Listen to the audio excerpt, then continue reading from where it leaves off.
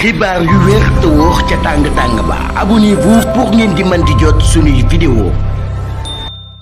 dal leen ak jàmm seen chaîne bi di Buzz 221 HD kii di Mondiaye Cissé bokk ci société civile bi ci réew mi di Sénégal di njiitalu kuréel bi ñu dippee 3D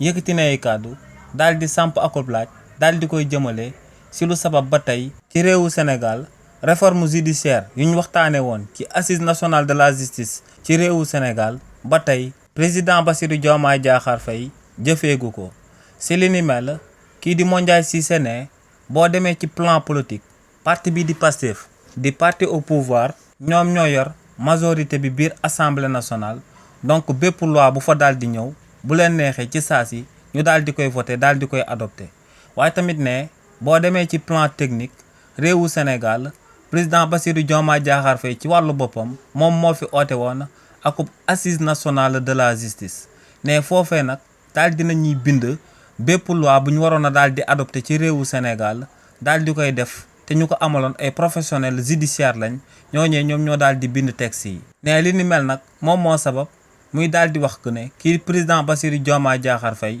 discours yi muy tenir chaque jour di ko jëmale que ne justice dina changer ci réewu Sénégal ne discours yi dafa daal di doy ne jot na ci réewu Sénégal ñu daal di fi amal akub juge des référés bi nga xam ne moom moo mën a freiner procureur de la république bu fekkee ne kookee dafa autosaisiru te lu ci lum autosaisiru tegu ko ci dëgg tegu ko ci yoon waaye tamit ne jot na ñu daal di fiy jëlee conseil supérieur de la magistrature daal di koy remplacer par un cour constitutionnel waaye tamit kii di Mondiaye Cissé daal di wëyal ne jot nañu daal di fiy jëlee ay article liberticide yu mel ni que ne ay offense au chef de l'État wala yoo xam ne day daal di empêcher démocratie daal di noyyi ci réewu Sénégal. nee nag lu leer ba am moom mooy que ne régime bu bees bi amuñ benn lay ngir bañ a daal di appliquer li nga xam ne moom lañ tënkoon ci assise nationale de la justice bu président Bassirou Diomaye Diakhar Faye oote woon ci réew mi di Sénégal. xibaar yu wér te wóor ca tàng ba